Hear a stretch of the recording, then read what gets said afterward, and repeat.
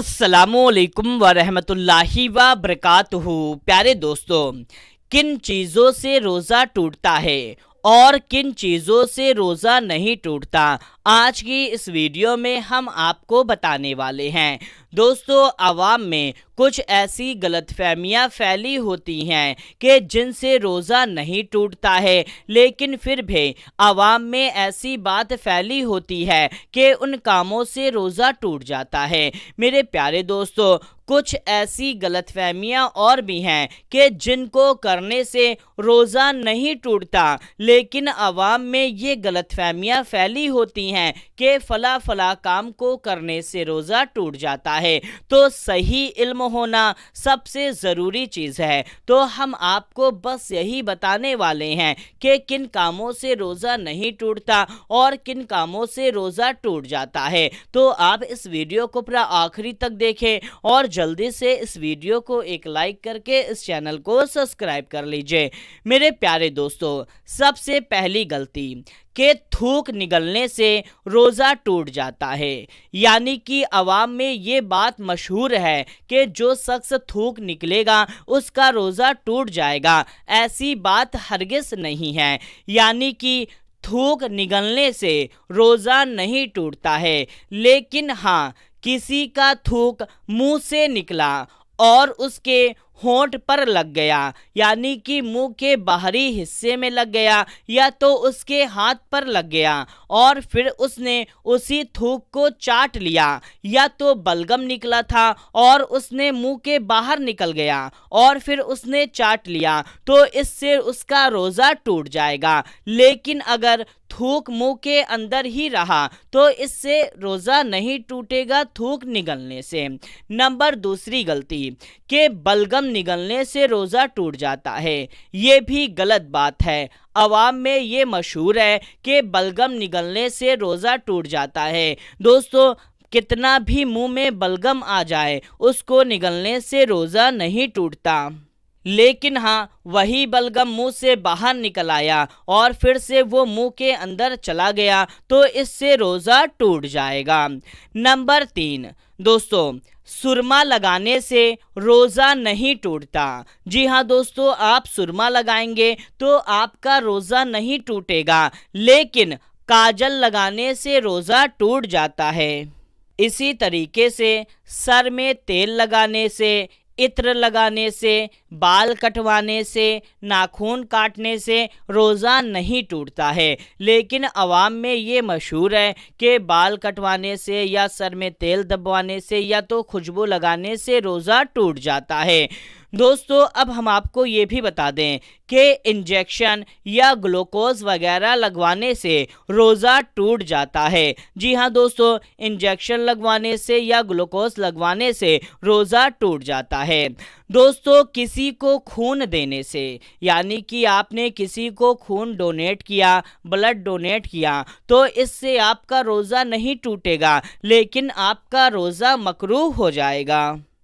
और दोस्तों, गलती से धुआं, गर्दो गुबार, कंकड़ वगैरह मुंह में जाने से या हलक में जाने से रोज़ा नहीं टूटता है। लेकिन अगर कोई शख्स जानबूझ करके सिगरेट के धुएं को, बीड़ी के धुएं को खींचे, यानी कि चाहे मुंह से खींचे या जानबूझ करके नाक के ज़रिए से खींचता है, तो इससे उसका रोज़ा टूट जाएगा। लेकिन अगर कोई दूसरा शख्स पी रहा है और सिर्फ वो शख्स वहाँ पर खड़ा है और उसका धुआं मजबूरन उसके नाक में जा रहा है, तो इससे उसका रोज़ा नहीं टूटेगा। लेकिन उसी सिगरेट को पास ला करके धुआं मुंह से खींचने और नाक से खींचने से उसका रोज़ा टूट जाएगा। इसी तरीके से च्युइंगम चबाने से रोज़ा टूट जाएगा, या तो किसी कपड़े को मुंह में रख कर के चबाने से या कोई भी चीज़ को चबाने से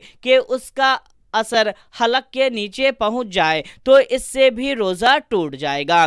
दोस्तों, अब ये जो सबसे बड़ी गलती आती है कि लोग कहते हैं कि खाना चखने से रोज़ा नहीं टूटता है, तो इस बात को अच्छी तरह से समझ लीजिए कि अगर कोई शख्स चखने का मतलब ये होता है कि सिर्फ हल्का सा अपनी जुबान पर रखे और उसका असर हलक के नीचे तक ना जाए, सिर्फ जुबान पर ही रहे तो इससे नहीं टूटेगा। लेकिन अगर उसका असर हलक के नीचे उतर गया या एक दाना या एक छोटा सा भी टुकड़ा हलक के नीचे चला गया तो उसका रोज़ा टूट जाएगा। अब कुछ लोग क्या करते हैं कि चखने के नाम पर एक दो लुकमा खा ही लेते हैं या थोड़ा सा खा लेते हैं, तो ऐसा करने से रोज़ा वहीं पर टूट जाएगा। चखने का मतलब सिर्फ इतना है कि थोड़ा सा बारीक सिर्फ और सिर्फ ज़ुबान पर रखें और उसका असर हलक के नीचे नहीं जाना चाहिए। अब दोस्तों, अगर कोई शख्स भूल गया कि वो रोज़ा है, भूल करके उसने खा लिया या पानी पी लिया, तो इससे उसका रोज़ा नहीं टूटेगा। जी हाँ दोस्तों, अब यहाँ पर इस बात को ध्यान रखें, जैसे कि आप भूल गए थे और आपने मुंह में पानी रख लिया या कोई सामान रख लिया और फ़ौरन आपको याद आ गया कि आपका रोज़ा है, तो आप फ़ौरन उसको थूक दें, उगल दें, इससे आपका रोज़ा नहीं टूटेगा। जी हाँ दोस्तों, लेकिन अगर आपने भूल करके खा लिया पी लिया, चाहे पेट भर के खाना खा लिया हो या आपने पेट भर के पानी ही पी लिया है, तब भी आपका रोज़ा नहीं टूटेगा। दोस्तों, अब सबसे बड़ी गलती जिस वजह से अक्सर लोगों का रोज़ा टूट जाता है और उन्हें मालूम भी नहीं चलता, वो गलती ये है कि शहरी का वक्त ख़त्म हो जाता है और लोग फिर भी अज़ान होने तक खाते रहते हैं। इससे उनका रोज़ा टूट चुका होता है, क्योंकि दोस्तों अज़ान नमाज के लिए होती है और शहरी के लिए सिर्फ वक्त होता है। कुछ लोग क्या करते हैं कि अज़ान ख़त्म होने के बाद तक खाते रहते हैं और सोचते हैं अभी तक वक्त है। याद रखें, अज़ान तब दी जाती है जब फजर का वक्त लग जाता है और रोज़े का वक्त यानी कि शहरी का वक्त फजर के वक्त से पहले पहले का होता है। तो इस गलती को आप भूल करके भी ना करें कि अज़ान होने तक खाते रहें। दोस्तों, यहाँ पर एक बड़ी ही हदीस है जो मशहूर है कि जिसमें ये बताया जाता है कि एक बार का जिक्र है कि नबी करीम सल्लल्लाहु ताला अलैहि वसल्लम शहरी कर रहे होते हैं, तो हज़रत बिलाल रज़ी अल्लाह ताला उनके पास आते हैं और कहते हैं, या रसूल अल्लाह सल्लल्लाहु ताला अलैहि वसल्लम, मैं अज़ान देने जा रहा हूँ, आप शहरी करना बंद कर दें।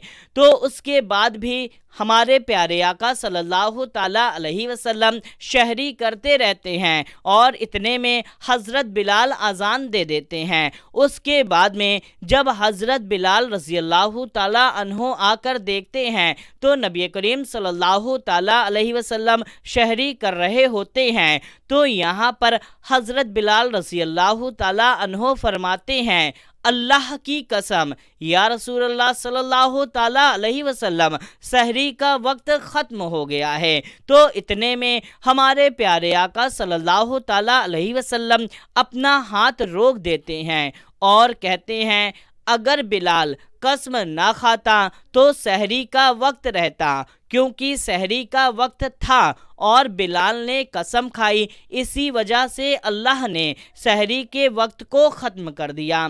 दोस्तों, अब यहाँ पर एक बात ये आती है कि उस दौर में फजर के वक्त में दो अज़ानें दी जाती थीं।